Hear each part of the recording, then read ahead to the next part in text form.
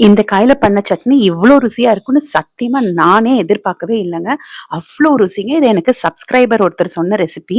இட்லி தோசைக்கு அருமையா இருந்ததுங்க தொட்டுக்க. நான் இன்னைக்கு ஒரு 300 கிராம் அளவுக்கு ஒரு சௌசௌ எடுத்திருக்கேங்க. நீங்க தோலோடவும் எடுத்துக்கலாம். நான் இன்னைக்கு தோல் சீவிக்கிறேன். ஏன்னா கொஞ்சம் ஒரு வாரம் ஆயிருச்சுன்றதுனால தோல் எல்லாம் ஒரு மாதிரி சுருங்கிருச்சு. அதனால அந்த தோலை சீவிக்கிறேன். எப்பவுமே காய் வாங்கின உடனே ஃப்ரெஷ்ஷா பண்றது ரொம்ப நல்லது.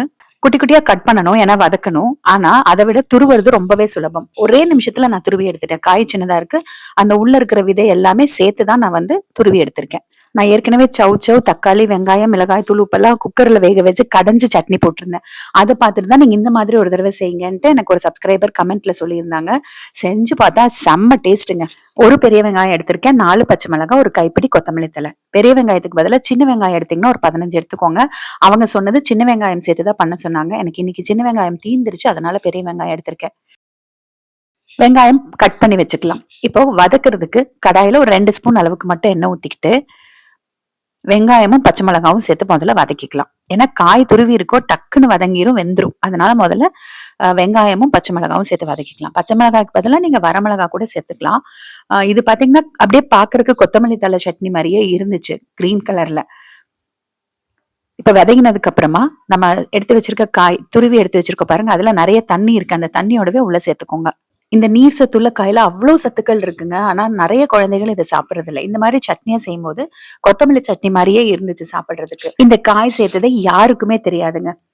இப்போ ஒரு 2 நிமிஷம் காய் சேர்த்து வதக்கிட்டு 1/2 ஸ்பூன் அளவுக்கு உப்பும் சேர்த்து கலந்து விட்டுட்டு அடுப்பு சிம் பண்ணிட்டு மூடி வச்சிருங்க. நீங்க அப்படியே ஓப்பன்லயே வச்சுட்டு வதக்கி விட்டாலும் ஒரு 3-4 நிமிஷத்துலயே காய் நல்லா வெந்துரும். ஒரு 3 நிமிஷம் மட்டும் மூடி வச்சேன். நல்லா அந்த காயில இருந்து நிறைய தண்ணி வந்திருக்கு. கொஞ்சம் திறந்து வச்சுட்டு அந்த தண்ணி வத்துற வரைக்கும் வதக்கி விட்டுக்கோங்க. நான் எக்ஸ்ட்ராவா தண்ணி எதுவும் தெளிச்சு கூட விடலைங்க. அந்த காயில இருந்த தண்ணியே அவ்வளவு தண்ணி இருந்திருக்கு. அந்த தண்ணி கொஞ்சம் வத்தினதுக்கு அப்புறமா ஒரு கைப்பிடி அளவுக்கு கொத்தமல்லி தழை நிறைய சேர்க்கணும் இதுக்கு. தண்டு பெரிய பெரிய தண்டா இருந்தா எடுத்துக்கோங்க, இளம் தண்டா இருந்ததுன்னா சேர்த்துக்கலாம். கருவேப்பிலை இருந்தாலும் ஒரு கைப்பிடி சேர்த்துக்கோங்க, நல்லாதான் இருக்கும். இப்போ கொத்தமல்லி தழை சேர்த்துட்டு நிறைய நேரம் வதக்க வேண்டாம். சும்மா ஒரே ஒரு தடவை கலந்து விட்டுட்டு அடுப்பு ஆஃப் பண்ணிருங்க. அந்த சூடுலயே பாத்தீங்கன்னா லைட்டா வதங்கிரும். வதங்கலைனாலும் கொத்தமல்லி தழை பச்சையா சாப்பிடுறதுக்கு நல்லா தானே இருக்கும். ஆறுனதுக்கு அப்புறமா மிக்சி ஜார்ல சேர்த்துக்கோங்க. கல்லுல ஆட்டி பண்ணி பாருங்க, அவ்வளவு ருசியா இருக்குங்க. நான் இன்னைக்கு மிக்சியில தான் போடுறேன். தண்ணி ஊத்தாம முதல்ல கொஞ்சம் அரைச்சுக்கோங்க. அரைச்சிட்டு அதுக்கப்புறமா ஒரு 1/4 டம்ளர் அளவுக்கு மட்டும் தண்ணி ஊத்திட்டு நைஸா அரைச்சு எடுத்துக்கோங்க. எவ்வளவு முடியுமோ அவ்வளவு நைஸா அரைச்சுக்கோங்க. நமக்கு தேங்காய் எதுவும் சேர்க்கல, பருப்பு எதுவும் வறுத்து போடல, அதனால டக்குன்னு அரைப்பட்டுருங்க. அவ்வளவுதான். ஒரு கப்புக்கு மாத்திக்கோங்க. பாத்தீங்கன்னா கொத்தமல்லி தழை சட்னி மாதிரியே தானே இருக்கு. நீங்க இந்த காய் சேர்த்திருக்கீங்கன்னு சொன்னா கூட நம்ப மாட்டீங்க. எங்க அப்பா சாப்பிட்டு பார்த்துட்டு சூப்பரா இருக்கேன் இந்த சட்னி, எப்படி பண்ண அப்படின்னாரு. நான் வீடியோ போடுவேன், உங்களுக்கு ஷேர் பண்றேன், நீங்க அப்பா பாத்துக்கோங்க அப்படின்னு சொன்னேன். எங்க அப்பாக்கு இந்த காயில பண்ண சட்னின்னு கண்டுபிடிக்கவே முடியல. இப்ப சட்னி தாளிக்கிறதுக்கு 2 ஸ்பூன் எண்ணெயில கடுகு, கொஞ்சம் பெருங்காயத்தூள், வெள்ளை உளுந்து, ஒரு 1/4 ஸ்பூன் அளவுக்கு சீரகம், கருவேப்பிலை இருந்தாலும் சேர்த்துக்கோங்க, ஒரு வரமிளகா இருந்தாலும் சேர்த்துக்கோங்க.